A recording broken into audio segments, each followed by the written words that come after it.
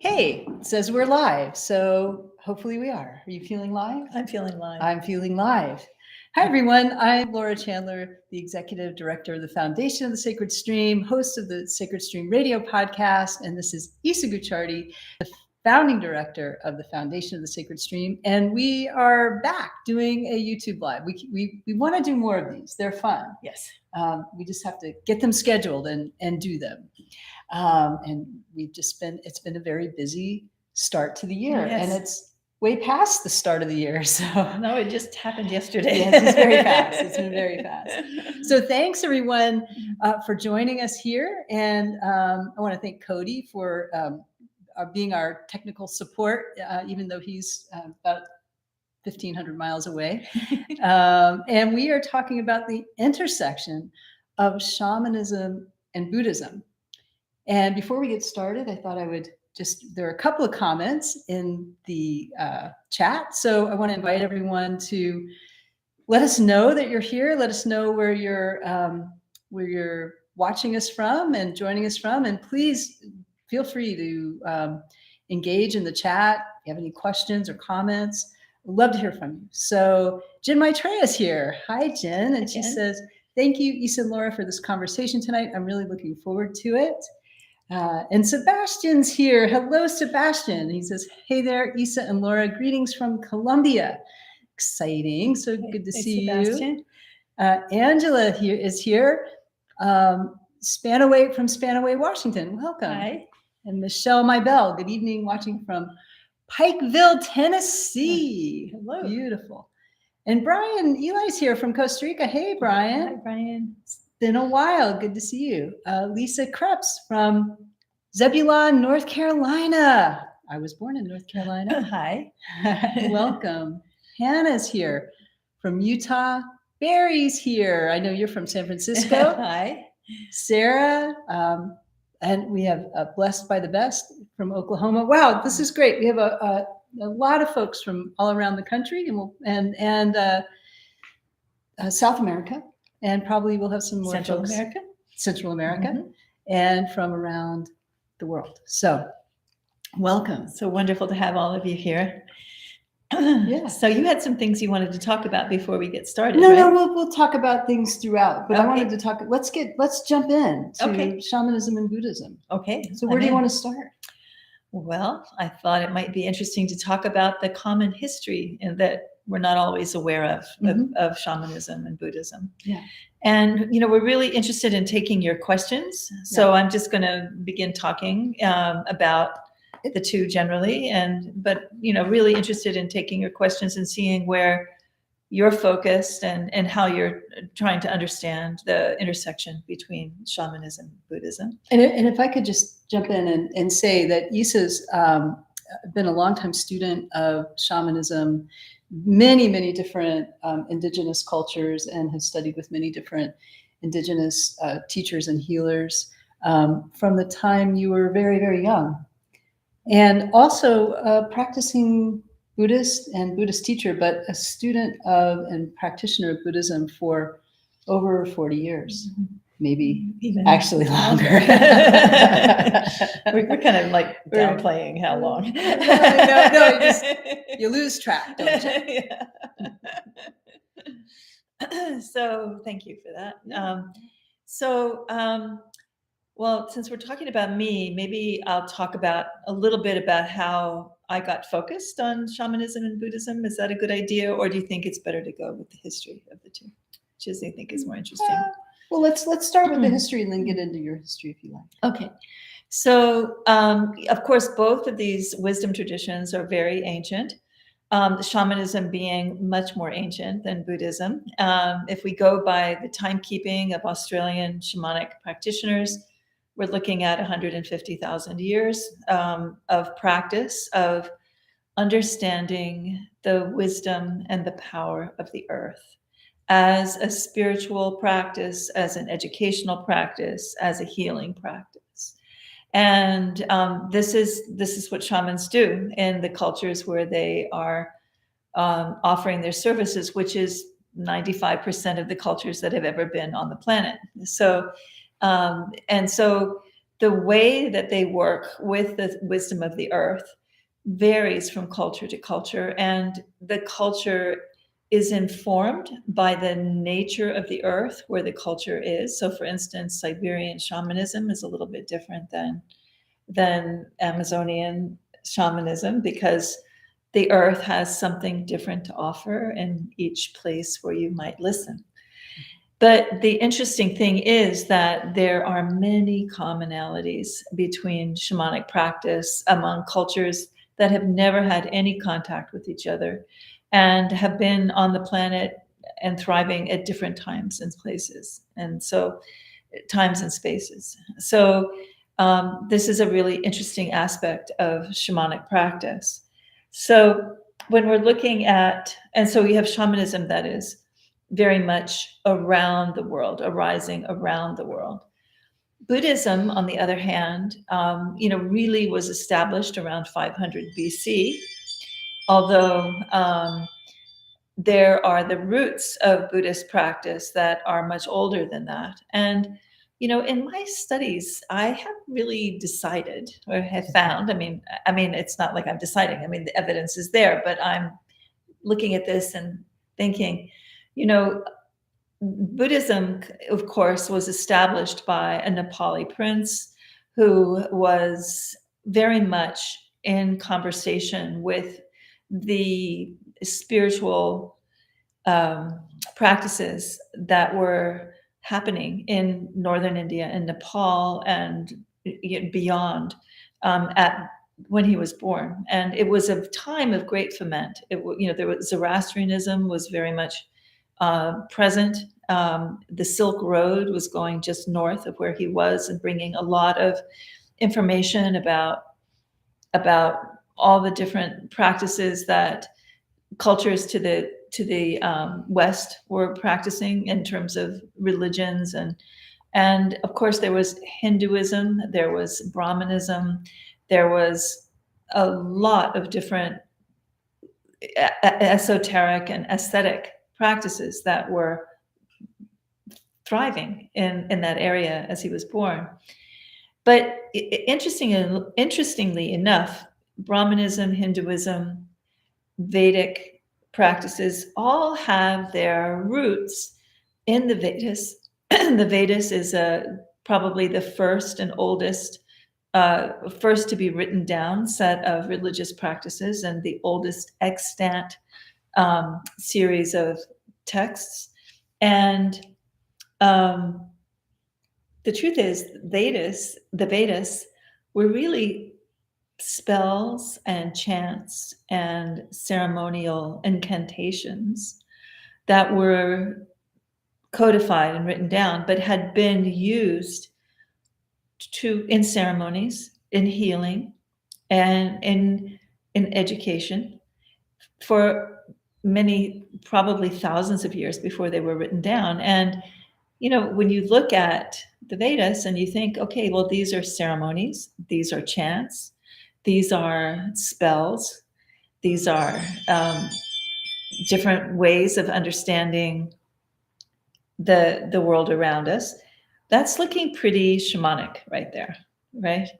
So, and of course, the Upanishads that then became the basis for some of the later texts and definitely informed Buddha's inquiry were just commentaries on the Vedas.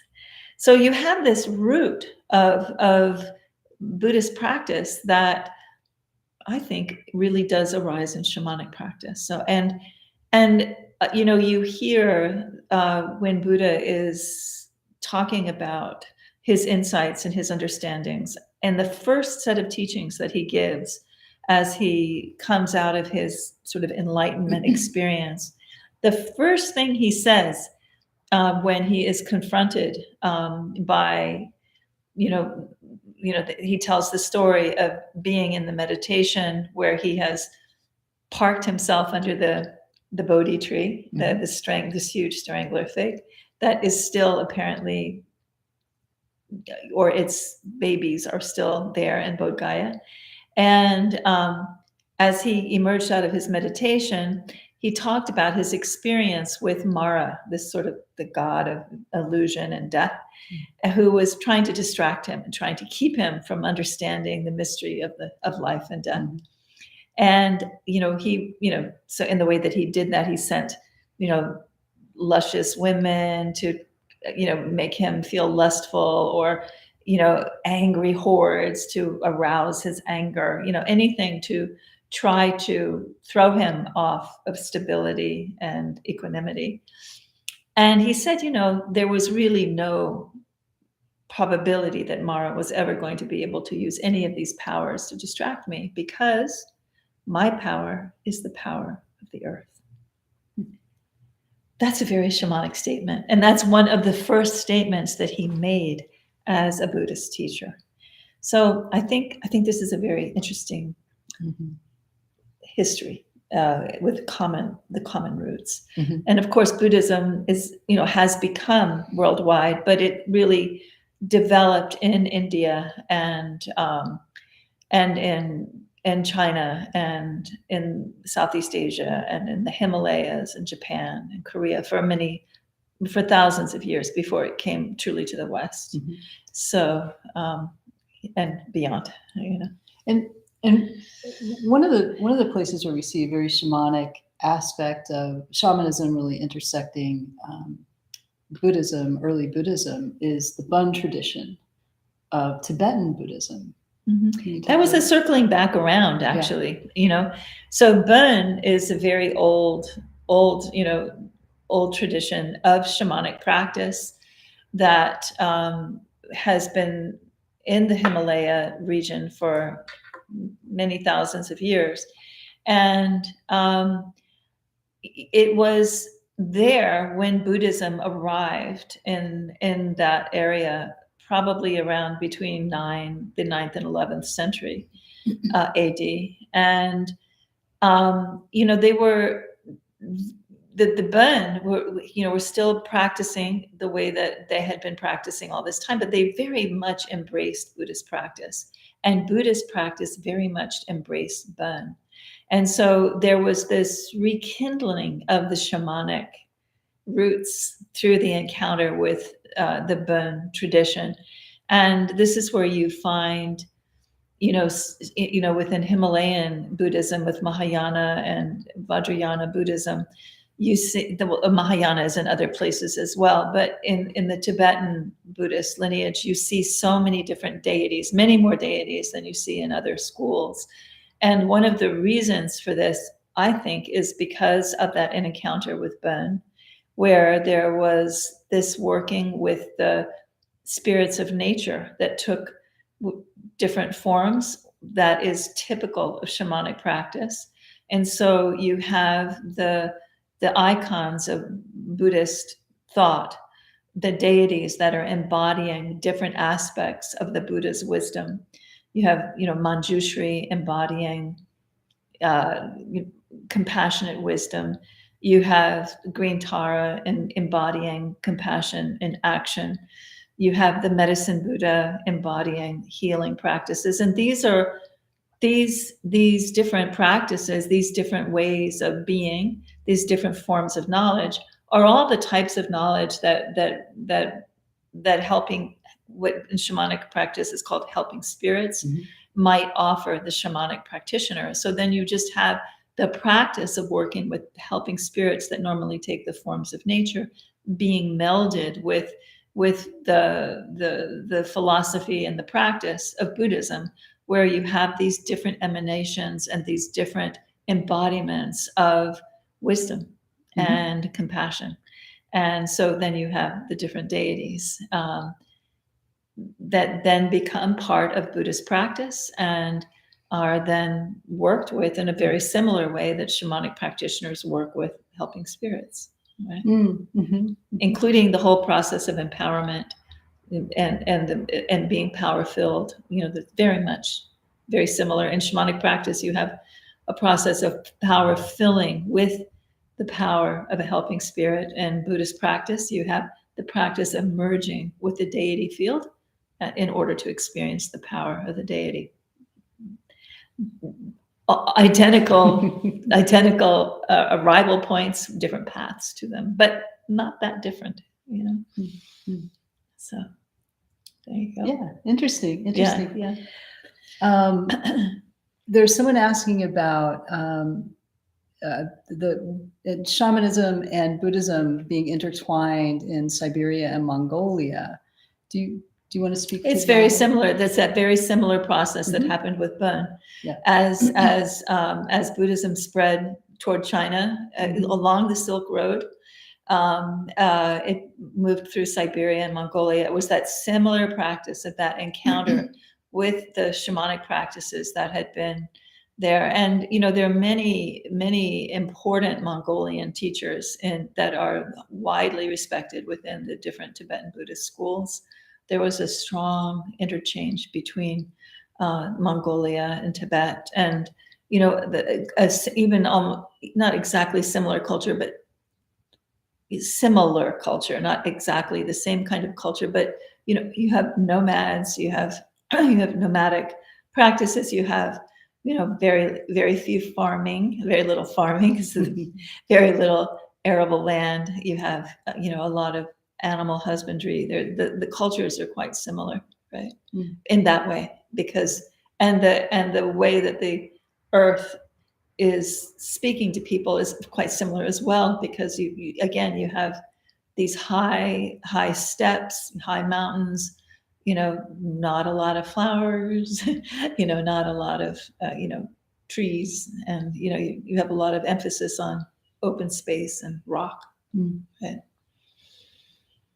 So Yeah. And so the Mongolian and the Siberian traditions are very resonant and consonant with those of the shamanic traditions of Tibet, and were embraced by Buddhism and embraced Buddhism in similar ways.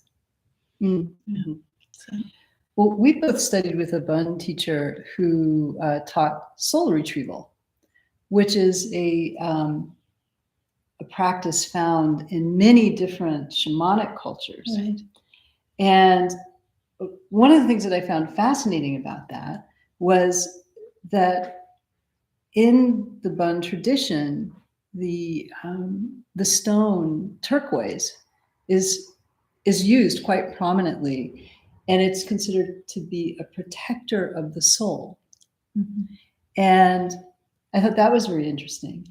And then there's been a lot of talk, and you may know more about this, but there possibly of this relationship of Tibetans and the Navajo.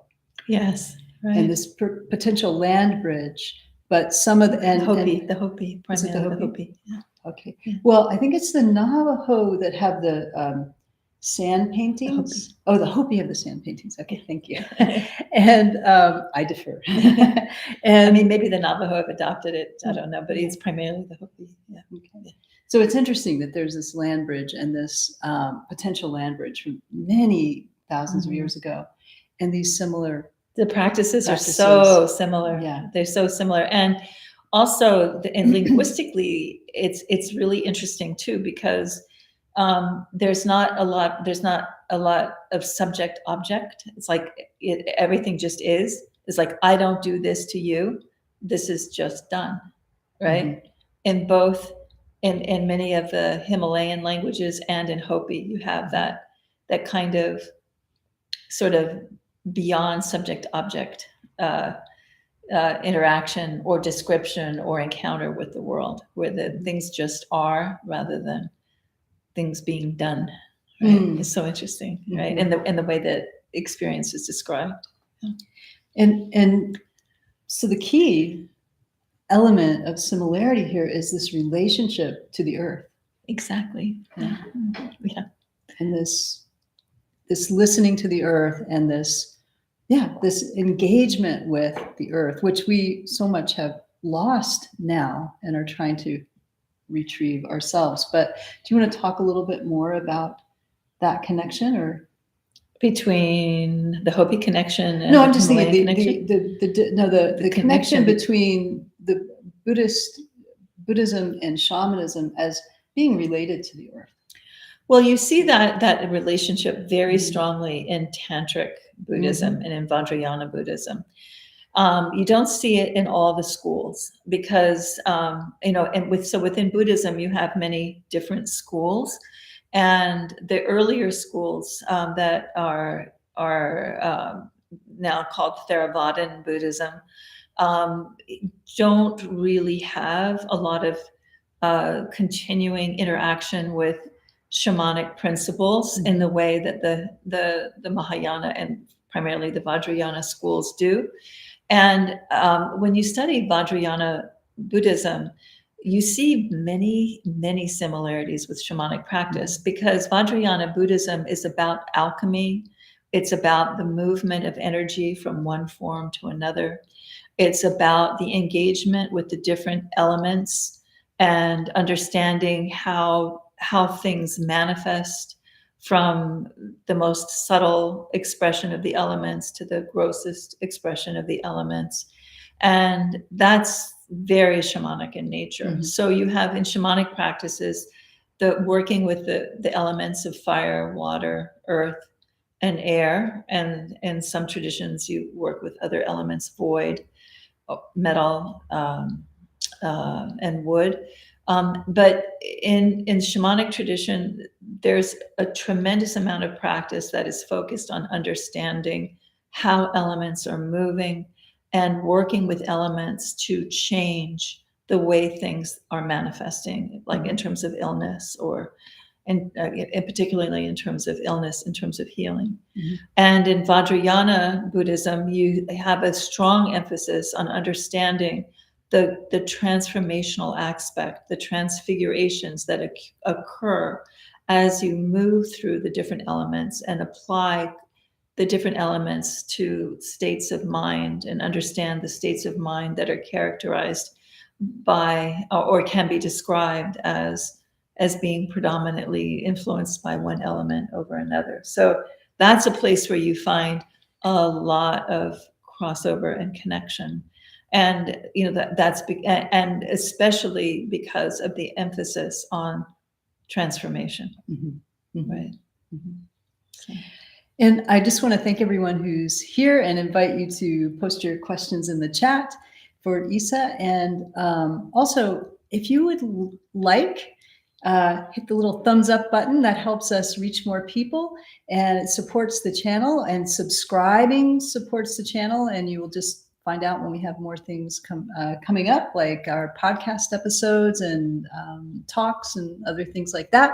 So appreciate that. And our 20-year celebration. Yes, which we will get to. But we have some questions in the, you brought it up. So, so we are 20 years as the Foundation of the Sacred Stream has been in existence. This is our 20th year. It's our birthday. And we're having a big celebration all year long. So we'll be posting more about that.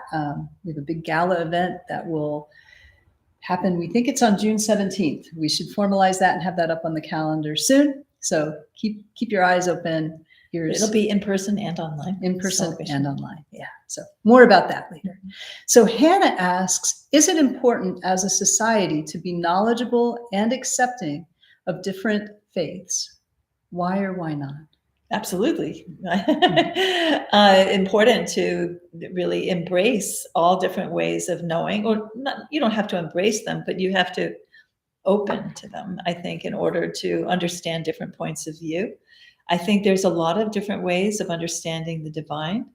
And I think many different traditions have some good information that can offer members of other traditions a new insight or a new vision. I think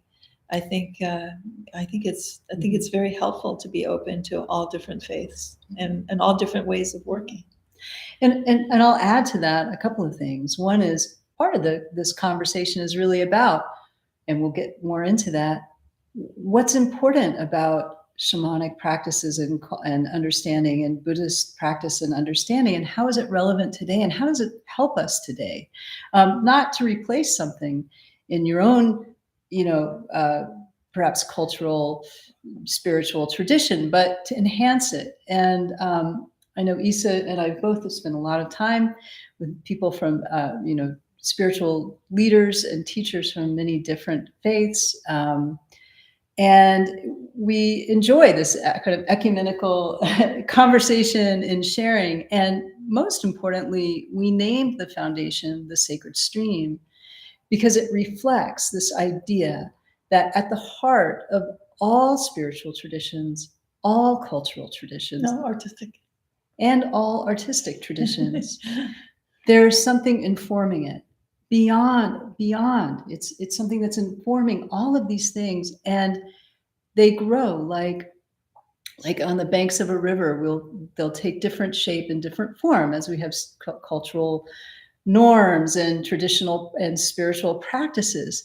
But at the heart, it's being informed by something that's the same, that it's coming from this inspiration. So we'll see grasses and trees and flowers, but the source is the same. And so we really do want to open to ways of perceiving nature, ways of perceiving spirit, ways of understanding ourselves. And I think it's only enhanced by studying, not converting each other.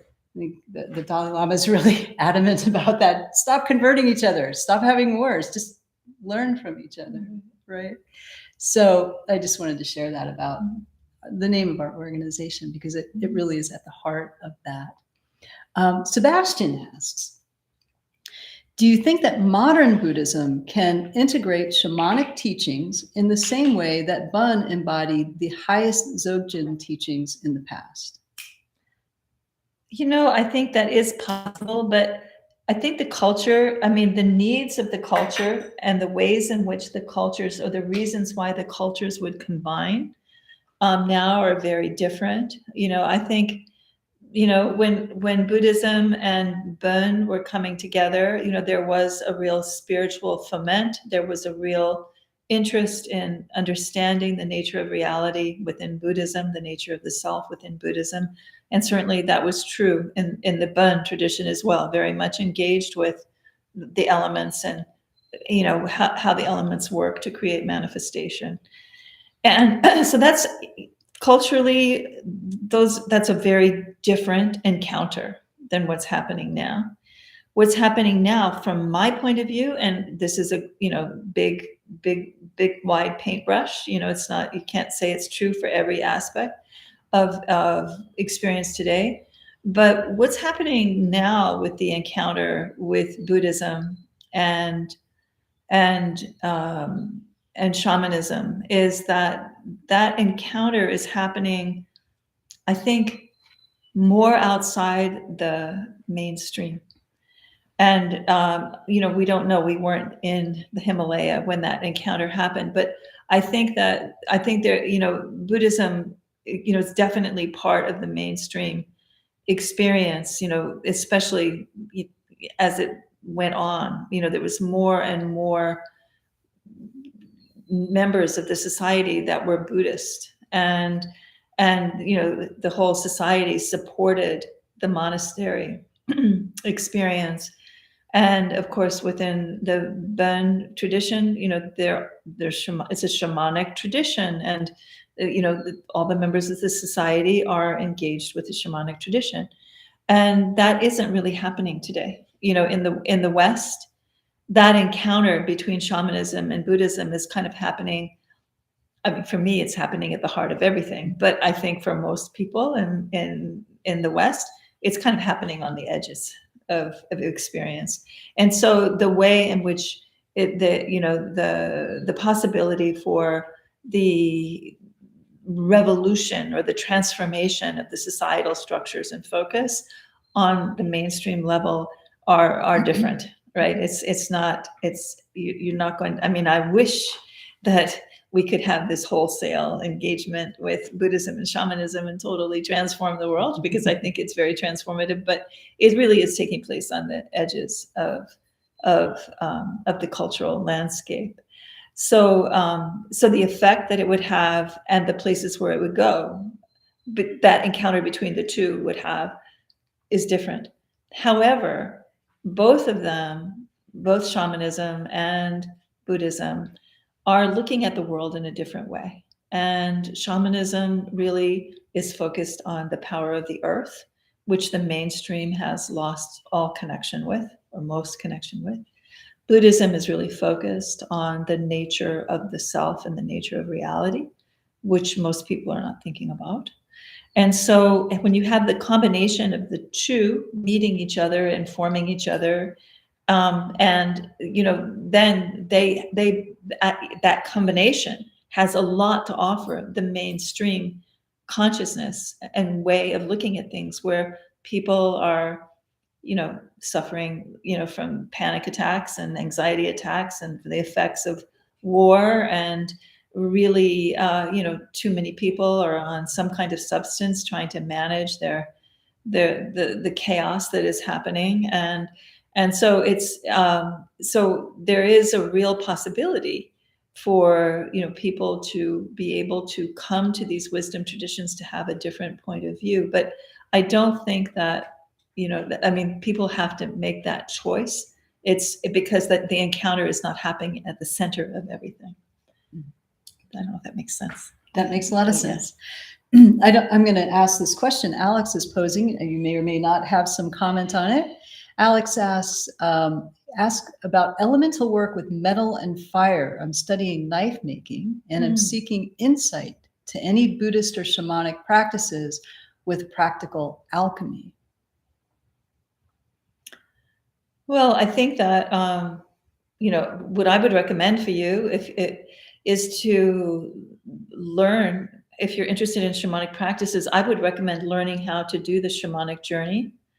And then, once you have established a relationship with help, which the shamanic journey is about establishing relationship with inner guidance or helping spirits, who then guide you on a path of initiation toward deeper understanding of shamanic practices. And I would recommend that you take the shamanic journey and establish this kind of relationship, and then establish a relationship with a teacher who is an inner teacher who is going to teach you about the elements. And I think you're already getting a lot of experiential understanding from working with metal and fire, and that will inform your shamanic practice, and your shamanic practice with the journey and with the shamanic guides can inform your actual metal making. And I think that's probably the most powerful way to learn. And I think that we cover this in the advanced applied shamanism classes. We learn how to work with guides of each of the elements. And we also work with the elements in the advanced Buddhist psychology classes, right? So, it's very interesting to see the two. But for your particular purposes, you can tailor your inquiry to your purposes.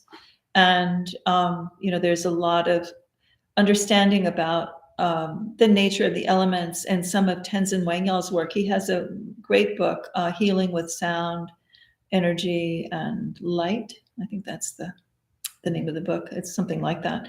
But he gives you a very good description about the different nature of the different elements. And he talks about some of the alchemical processes. He's a Bön teacher. Mm-hmm. He's a good friend of ours and a wonderful guy, very clear writer, has a very good understanding of these principles, and is really able to convey them in a way that is comprehensible. And Cody, could you post Tenzin Wangyal Rinpoche's name so that people can see the spelling of that? Yeah. And we'll get that posted for you. I wanted to just take a moment because I saw that Angela had asked about where to hear the podcast. And the podcast, you can, the podcast is, you can see anywhere, you can get anywhere you get your podcast. So if you're on iTunes or Stitcher or Spotify, we're in over 60 countries, the audio version, and you can really just Google it, search it in any of those, even probably just on Google, it'll pop up. And we also now post the video version of it on our YouTube channel. And We also stream. You can also find it on our website, sacredstream.org, which where we stream. You can stream it there. But if you do go to these other platforms, it's very helpful to us if you subscribe and if you like, or write a review, because that helps it reach more people. You know, these algorithm gods really like you liking it. So, and that helps us reach more people. And this is just a labor of love for us. We are happy to share information. We have some really amazing teachers, Thupten Jinpa, who is the Dalai Lama's principal interpreter and also a fabulous, amazing teacher of Tibetan Buddhism and also of philosophy. He's educated at Cambridge. He was a monk. He's an amazing man, and he's giving a talk with us here at the Sacred Stream on June 25th. But we have Robert Thurman and Lynn Twist, the amazing Lynn Twist, Lama Sutra Malione, just so many really interesting. Lorna Byrne, a modern day Irish mystic, will be with us next weekend. But you'll find all of these people and more in the podcast, lots of artists. And so I thank you for asking the question so that I can speak a little bit to it. And yeah, thanks for tuning in. And I hope you like it. I just wanted to circle back around to that question that I was answering. So when I said maybe take the shamanic journey, we offer the shamanic journey at least 4 times a year here at the Sacred Stream. It's online and in person. And so maybe, and you can also take it as an on-demand class if you want to. So take a look at, maybe Cody can put the link there and you can take a look, and you could take it tonight if you wanted to. But anyway, and there are other teachers who teach it, but ISA has a really special way of teaching it, because it really does, it brings in Buddhist inquiry into this work with the shamanic journey. So it's a really powerful method of, we liken it to an active form of meditation, very similar to insight meditation. And so Isa really does a lot of work with that in her therapeutic practice with clients. And you've really developed some amazing ways of working with those practices, which we'll get into more, but there's some more questions. We have... Brett has said, I've heard shamans from both sides of this discussion. One side saying cultural appropriation is wrong. Others agree that shamanism is about working with others from everywhere. And if I can jump in and say, yeah, it's a fine line that we're walking. On the one hand, you don't want to be stealing someone's culture and practicing it and, owning it in some way. That is an onerous idea. And on the other side, there are these aspects that you find common to many, many, many cultures and shamanic cultures that are common in these and that show up. And so we're seeing those in some ways. The way that we work with shamanic practices, we want to hold sacred and support and protect the culture and the cultural practices, and to not pretend or try to teach cultural aspects to things. But then the more general things, where you find something occurring across time and across cultures, these are teachings of the earth. And more importantly, we need them to save us. We are in, these are things, these are to help save the planet. And we are in dire straits, is really where I see it. And I just want to add to that. But it is, you have to remain integrity and work very closely with that. I'd like to say something there. Can I say one more thing and then jump in? So Isa and I have spent a lot of time actually along the same lines in working with Tibetan Buddhist teachers, and we've had these conversations, and actually we've been part of think tanks on this with different Western Tenzin Wangyal and others, but in talking about what aspects of, say, Tibetan Buddhism or Buddhism are relevant and can be useful, and what need to be preserved, that need to be taught in a culturally specific way, and not brought out into the main culture? Those are the questions, and those are the things we must be really, really mindful of and careful with. But in talking with our dear friend Thupten Jinpa, he said, well, part of the thing that Buddhism is doing is it is helping. It is helping the world. It is helping contemporary cultures that have kind of lost touch with the inner connection. And so these teachings are coming out. He said, Buddhism will help. We just don't know what form it will take. So it's a way in which it merges with other cultures. And you see that in Tibetan Buddhism, where it's merging with these other cultures and it's taking different form. But again, there's that focus on certain aspects that are being preserved in the monasteries by the monks, that are being held closely and are not being blown out into the world, but they're the aspects that are helpful to the world. And that's where we're focused. That's what we're about. Okay. That's what I was going to say. It's gone by. Okay. Do we cover it? Sort of. We'll come back around to it. Okay. I was going to take a different place. Okay. All right. Let's see. Oh, things are jumping. Okay.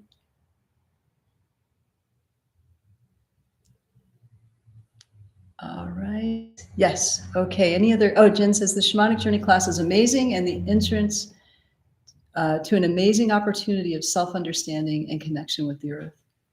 Thank you. And so what Sacred Stream is a school for consciousness studies. And that's where we're approaching all of these different cultural and spiritual traditions and trying to understand these ways of understanding the self. Was there a question? What is the sacred stream? Is that where you were responding to? No, I was just kind of kicking off the conversation. Okay. And are there any other questions? No, not right there's now. No. Okay.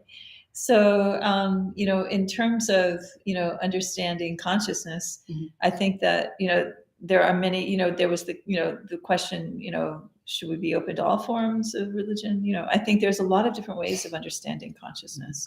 And I think that there's a lot of different ways of finding a path to knowing. And I think each tradition has its own path. But the main thing is that they all kind of wind up at the same place. They're not exactly the same place, but they wind up with some effort to understand the nature of the divine. And of course, those definitions change from tradition to tradition. And I think that, in this idea of the cultural appropriation piece, I think Westerners are allowed to try to understand the nature of the self and the nature of reality and the nature of the connection with the earth, and from their own way, from their own perspective. And they should not be excluded from that just because the pathways to knowing on a shamanic level were destroyed so long ago in Western cultures. I mean, Western cultures also have their roots in shamanic practice. The Druids that are best known from being in Britain, but they were throughout Europe, were shamanic practitioners. And it would, everyone has a right, if you will, to the wisdom of the earth. And everyone belongs to the earth, and the earth belongs to everyone. And the pathways that modern people would find at this point toward the wisdom of the earth are different because, they're similar. Again, there's that similarity, but the focus or the reason is different. And that is because what Laura just said was there is so much disconnection. There's so much dislocation. There's so much within the spirit of modern people that is calling out for help and calling out for healing. And although we have many wonderful ways of working medically, where you have really good mechanical surgeries and medicines that are miraculous, there's very little emphasis on healing the spirit in Western traditions. And the places where they talk about spirit are in, churches and temples. And there have been a lot of betrayals and scandals in those places. So people don't feel that they can have a way of connecting with spirit in a way that they can trust. And so again, you have this crisis of spirit, both in the religious and in the scientific communities. And so both shamanism and Buddhism offer a path to spirit in an alternative kind of way. And particularly shamanic practice requires no kind of belief system in a particular credo or a particular tenet or a particular belief. It's simply a matter of returning to the earth and learning how to listen to the earth and learning how to work through something like the shamanic journey or working through plant medicine, these different doorways that open the larger world of spirit in shamanic practice, in order to begin to engage with the healing practices that lie there, such as soul retrieval, such as power retrieval.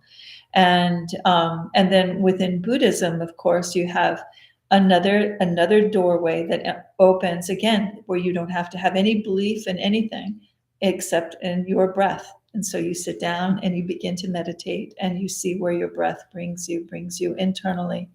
So the work with the altered state is common to both traditions, and that altered state opens the vision and the view to the world of spirit and offers a way for people to begin to work with the imbalances that they're experiencing on a spiritual level, which they may be experiencing on a physical level or on an emotional level or on a mental level, but ultimately it's the spirit that and healing the spirit that heals the deepest parts of the emotional level of being, the mental level of being, and even the physical level of being. Mm-hmm. And so having these supports to Western ways of working is wonderful. You know, it's and there's a lot of possibility. Yeah. So a couple of things. Please like and subscribe. You can just hit the little thumbs up button. That helps us reach more people, helps more people see this and learn about us. And Angela writes, I've not been able to find anyone to help me with anything of this type within myself. I've been longing for a teacher for many, many years now. And there are a couple of things I want to say about that. But one is we have a lot of free articles. We have, in addition to our classes, we have a lot of free talks, free events. So there's a really easy way to just access information. We share a lot of information from different teachers, and Isa gives a lot of talks and teachings, written a lot of beautiful articles. So just explore the website and you'll find a whole wealth of information and things that you might find helpful. And then we also have the classes, which are very helpful too. But what I wanted to say is, and we'll probably have to come back on and do another live to talk specifically about this. But Isa, one of the places where shamanism and Buddhism intersect in a contemporary context is in the healing modality Isa has created. And Isa has a Ph.D. in psychology. She's worked with clients for many, many years, and she developed this modality, which is called depth hypnosis. And the hypnosis we're pointing to, working in an altered state, this way of going beyond the conscious mind to get at transformation at a deeper level and healing at a deeper level. And it's a path of consciousness, and it's a really remarkable model. And we're writing the book now. It should be out later this year. But this is really a place where you're bringing those engines of shamanism, of Buddhist philosophy, of transpersonal psychology, and energy medicine work into a contemporary modality of healing. And we work with a lot of psychotherapists who are studying this, and computer programmers and partners. Everybody, yeah. You know, there's a as a client, people really benefit when people are, depth hypnosis is really helpful for people who are seeking, or maybe even in a spiritual crisis. It's really helpful for people that are dealing with addiction, for people who are dealing with chronic fatigue or other autoimmune kinds of problems.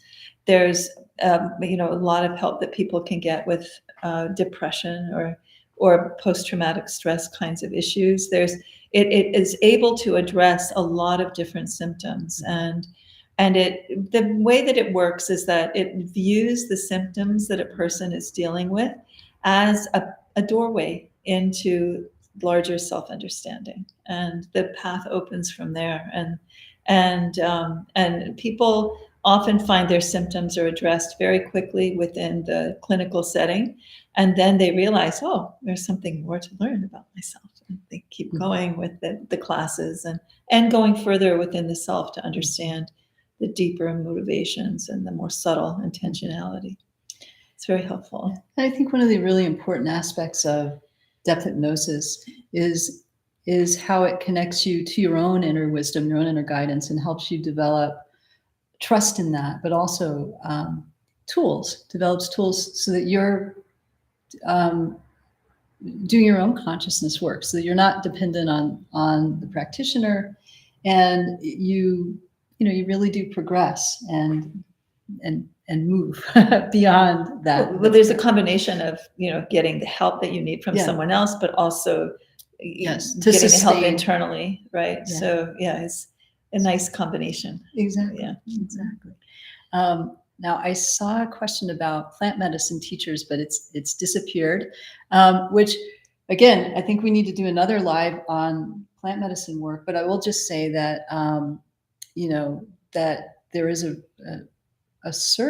resurgence of, or a large interest in plant medicine work now, especially, and ISA offers a training in preparing and integrating the experience. It's not training you to necessarily, facilitate. Although we've trained. No, we have a lot of facilitators that take that. I Yeah. mean, I think it's very helpful for people who are interested in facilitating plant medicine. We're not facilitating. No, we're not. but and this is what we need to come back on and talk a lot more about, is the problem of being opened up in that way with a psychedelic hallucinogen, with plant medicine, and with psychotropic substance, and then needing help with integration, and even help preparing for meeting that. I think it gets to be a little bit of the Wild West out there, but we can. And again, that integrating and preparation is addressing the spirit. Exactly. Because plant medicine is a medicine that opens a person to their spiritual life in a way that can be new for people. And they need help integrating, and they need a modality that actually is able to address things on the spirit level and help people translate what they have learned on the spirit level and integrate it into their everyday lives. And, within the applied shamanism program, we have a whole applied shamanic counseling process that really matches and is in harmony with the way that the plants work. And so you can kind of continue your experience with plant medicine and bring it into your life. And so you're not like on the weekend, working with plants and all opened up, and then, during the week, in a cubicle trying to, figure out your life, right? There's a way of bringing that together. So, and depth hypnosis and applied shamanic counseling both have many modalities for helping with that integration. And the plant medicine insight integration certificate is very focused there. So, yeah. So do we have time for one more question? Sure. Okay. So Jim Maitreya asks, can you talk about the historical relationship of the divine feminine within shamanism and Buddhism, and how we can support the rise of the divine feminine in our culture? That's a whole YouTube. That's a whole YouTube thing. We have to come back and talk about that. Why don't we do that? Why don't we do a sacred feminine? Yeah, we will. Yeah. But what I'll point to is, and thank you for the question, Jen. What I'll point to is Isa's book, The New Return of the Great Mother, and that talks a lot about the divine feminine and bringing it into balance. I'll also talk about Lynn Twist has a book, now I'm forgetting, it's about purpose, like her latest book. She's really talking about so much living a purpose-driven life, but also bringing in this balance of the divine feminine and balancing with the divine masculine. Well, you know, in cultures around the world, shamanic cultures around the world, the earth is generally perceived as being female, right? As a mother. You know, you often have all the different goddesses. I mean, there's different goddesses. There's goddesses that are related to other things, but the goddesses of the hearth, the goddesses of the harvest, the goddesses that support birthing. You know, the earth herself is conceived of as a mother. And one of the reasons why we're in so much trouble in being disconnected from the earth is that we are also disconnected from the values of mothering and from the values of the sacred feminine, which are about caretaking, which are about consensus, which are about generosity, which are about mutuality. And so in the return to the earth, we return to the values of the sacred feminine. And within Buddhism, these are expressed in there are some very powerful figures of the sacred feminine within Buddhism. You have most famously, of course, you have Kuan Yin, which you find in all of the different Buddhist schools as a mother goddess. And you have Prajnaparamita, the womb of compassion out of which all of the teachings arise. And you find, you know, it's like in some ways, you know, the boys forgot that Prajnaparamita is the womb of compassion. You know, like it's like this very like, you know, their head, you know, a lot Some of the boys forgot, not all there's of the you know, boys. there's so much focus on monastic male Right. teaching, you know, but you know, they're all learning from the wisdom that emerged from the womb of compassion of Prajnaparamita. And then of course you have the Taras, and Tara is a field of multiple facets of feminine knowledge. And the most famous is probably the green Tara, which she is considered to be a goddess who is compassion in action. Mm-hmm. And so she is meeting the needs of those who are in trouble. She is saving those who are in despair. She's caretaking. She is generous. She is offering of herself. And then, of course, you have other expressions of Tara: the white Tara, the red Taras, the blue Taras, and you know that's a whole YouTube right there. And if you look you'll see in my articles that I've written, there's several articles on Tara, and there's some YouTube videos on Tara as well. So you might check that out. Yeah. Oh, well, this has really been fun. Yeah. I want to thank all of you for, you know, taking some time on your Friday if you're in the Northern Hemisphere, and your Saturday morning if you're in the Southern Hemisphere, and spending some time with us. And just again, reminder, this is our 20th anniversary of the Sacred Stream, and we're going to have a lot of events. And if you're in our neighborhood and near Berkeley, California, you can come to the center and come to our big party celebration on the 17th. And if you're not local, June, 17th of June. And if you're not local, you can join us online. We'll have that recorded. There's going to be some music and some talks and some really fun things. And Laura's going to play music. I might as well. And hoping I'm joined by some other folks. And we have the drum circle again in person. Our first drum circle in 3 years that we're going to have in person. So join us if you're here in the Bay Area. It will also be online as well. It'll be online as well. Too. So again, thank you all. If you're watching this later, please leave your comment. If you've got ideas for what you'd like us to talk about next time, go ahead and leave that in the comments section too. Really, really appreciate you. And we look forward to more. Yeah, next time. Okay. All right. Thank you. Thanks, everyone. Thank you.